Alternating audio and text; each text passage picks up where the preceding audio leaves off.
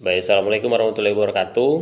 Nah, tadi kita sudah membahas tata cara pelaksanaan simulasi mengajar, dan kali ini kita akan membahas tata cara pelaksanaan simulasi wawancara dalam tahapan menjadi calon guru penggerak.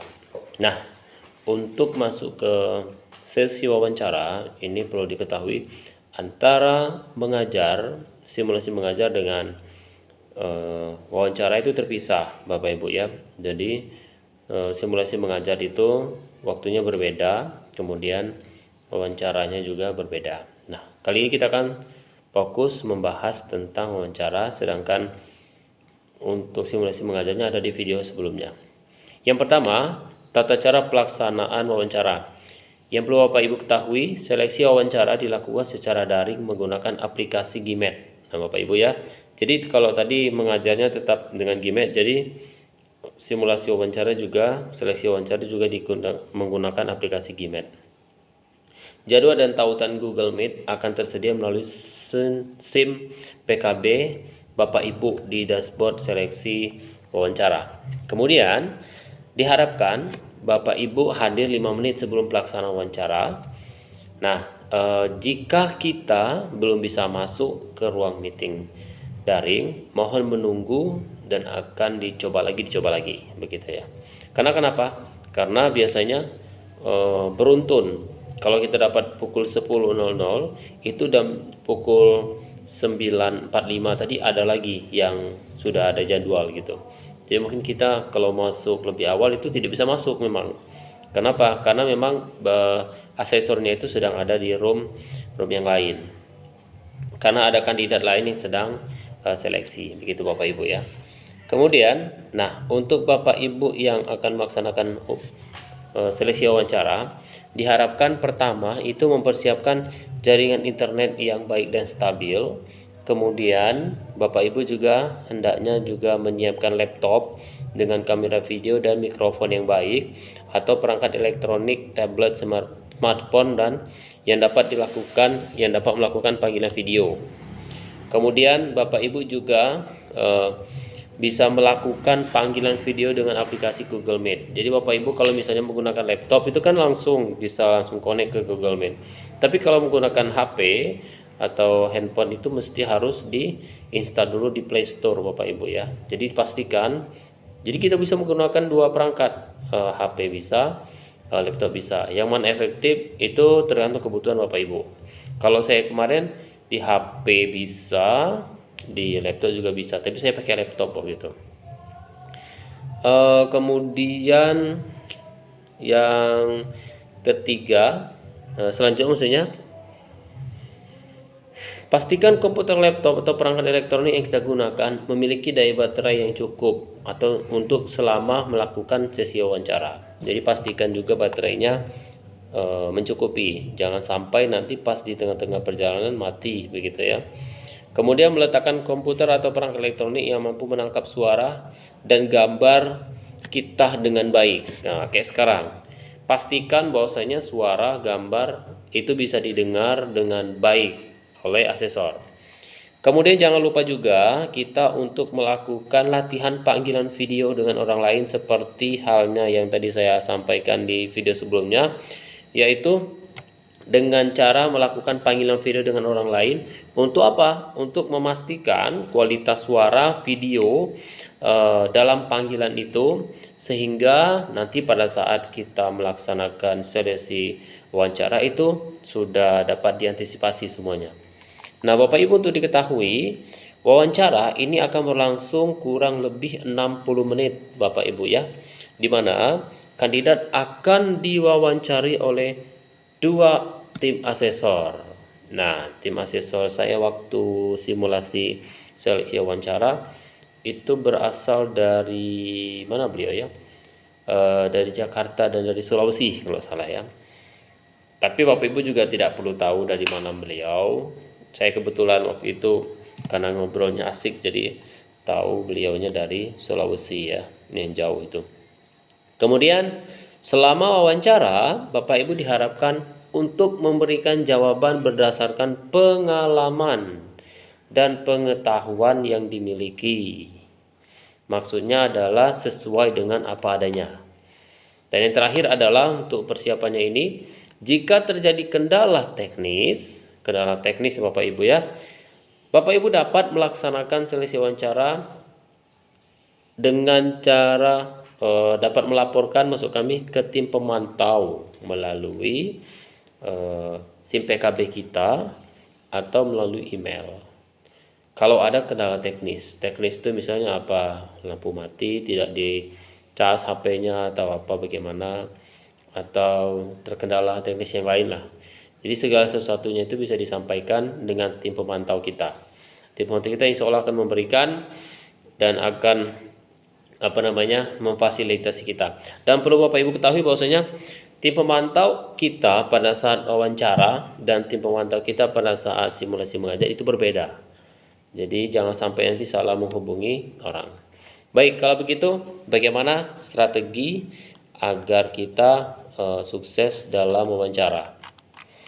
Baik Bapak Ibu, kita akan lihat bagaimana caranya. Nah, untuk menghadapi seleksi wawancara, hendaknya Bapak Ibu setidaknya menguasai 8 kepribadian calon guru penggerak. Nah, kompetensi kepribadian calon guru penggerak. Apa saja itu? Baik, mari kita simak sama-sama. Yang pertama itu adalah tujuan atau misi.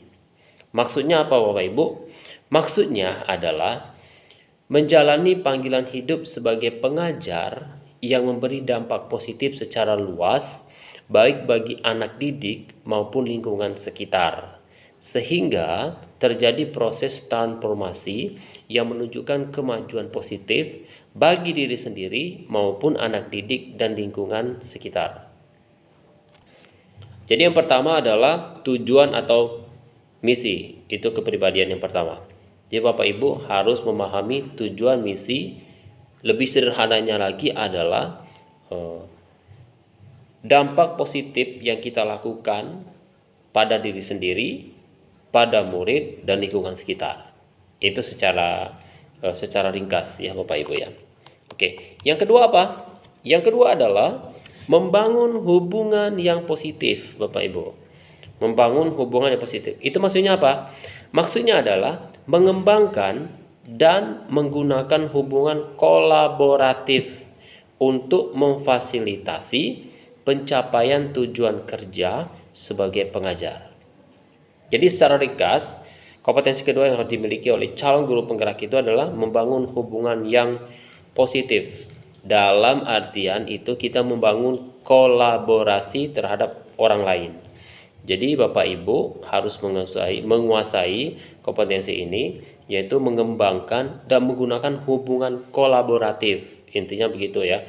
Sebagai pengajar, begitu ya, sebagai pengajar untuk memfasilitasi pencapaian tujuan kerja sebagai pengajar.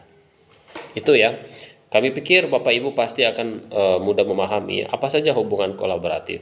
Kolaboratif itu artinya berhubungan dengan orang lain, karena memang manusia seutuhnya tidak bisa sendiri, dia harus melakukan segala sesuatu bekerja sama dengan orang lain, baik satu orang, dua orang ataupun sekelompok orang, berkolaboratif. Nah, yang ketiga kompetensinya adalah daya juang atau resiliensi.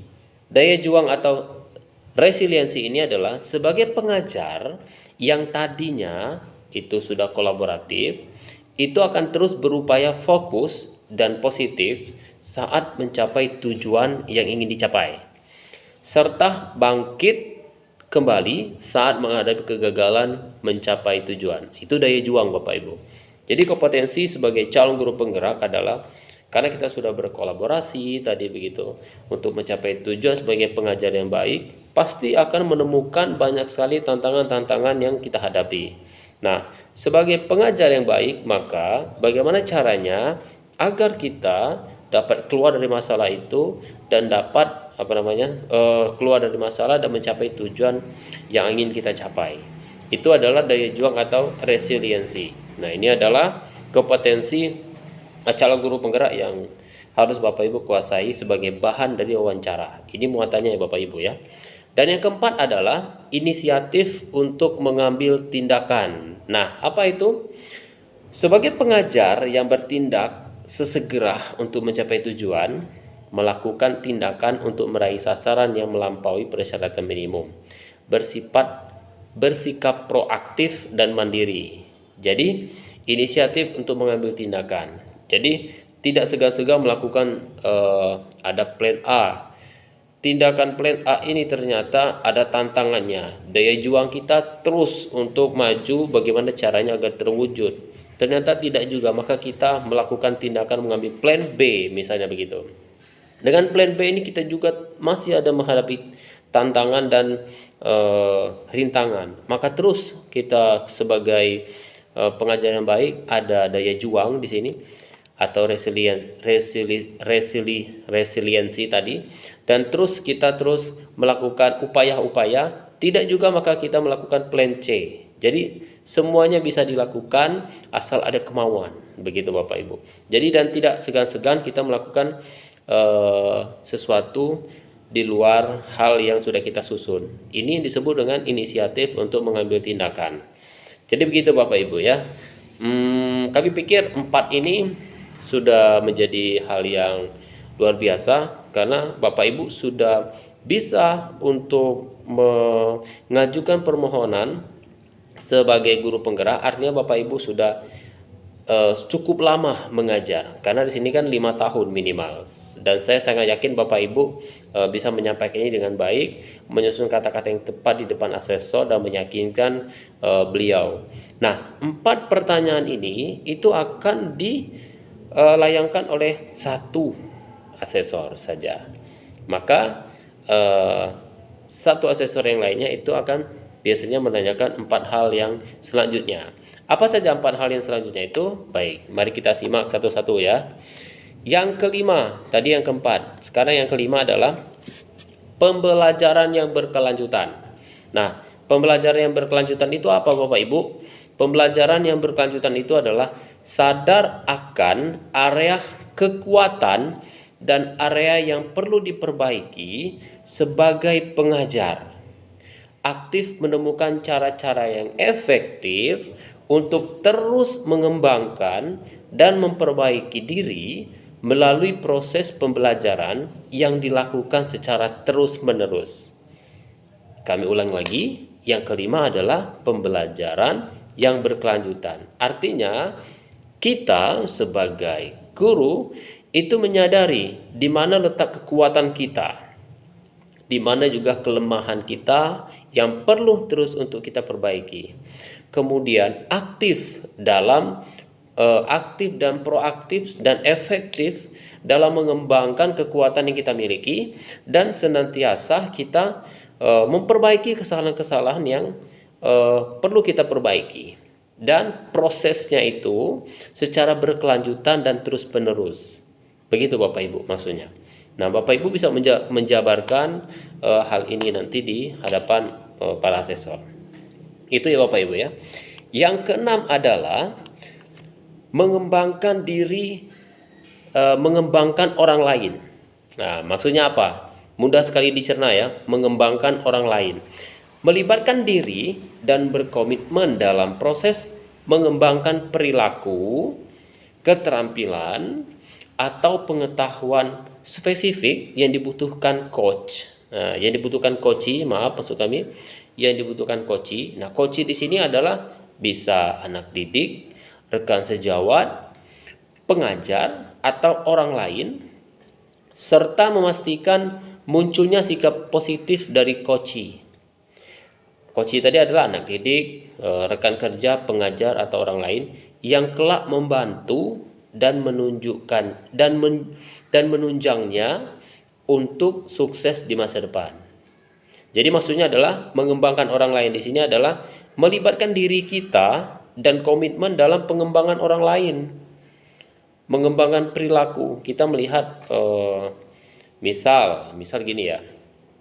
Rekan sejawat kita itu sudah mampu mengajar dengan baik, tetapi mungkin dalam tahap evaluasi kurang meyakinkan, sehingga kita dapat melakukan pengembangan diri kepada teman atau rekan sejawat kita itu berdiskusi begitu. Dengan diskusi itu kita bisa menunjukkan bahwasanya kemampuan beliau itu sudah bagus, bagaimana kira-kira ke depan begitu. Nah, untuk menjadi lebih baik lagi dalam evaluasi misalnya begitu.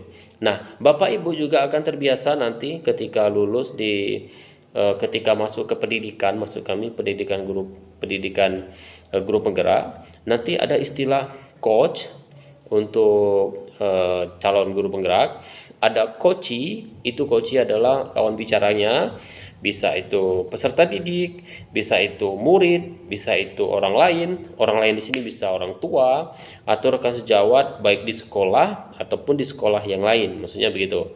Di instansi pendidikan tempat kita kerja atau di instansi tempat pendidikan, instansi di luar instansi tempat kita bekerja, di sekolah lain maksudnya. Nah, kita sebagai coach itu tidak memberikan jawaban serta-merta, tetapi mengembangkan mereka menemukan jawaban dengan cara mereka sendiri. Nah, begitu. Nanti akan dibahas lebih lanjut mungkin ketika Bapak Ibu sudah masuk ke pendidikan guru penggerak.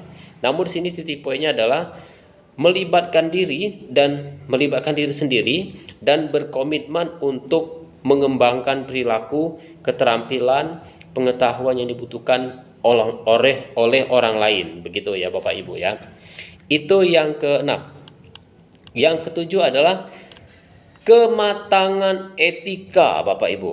Nah, kematangan etika ini adalah kapasitas diri sebagai pengajar yang menunjukkan kematangan emosi dalam berkarya melalui keterbukaan dan kejujuran, berperilaku dengan kebijaksanaan serta kasih sayang, selaras antara perkataan dengan tindakan, dan sesuai dengan petunjuk moral, spiritual, nilai etika, profesi, dan kebijakan yang ada. Jadi kematangan etika ini meliputi sikap, moral, dan perilaku. Berarti begitu Bapak Ibu. Jadi bagaimana ketika kita misalnya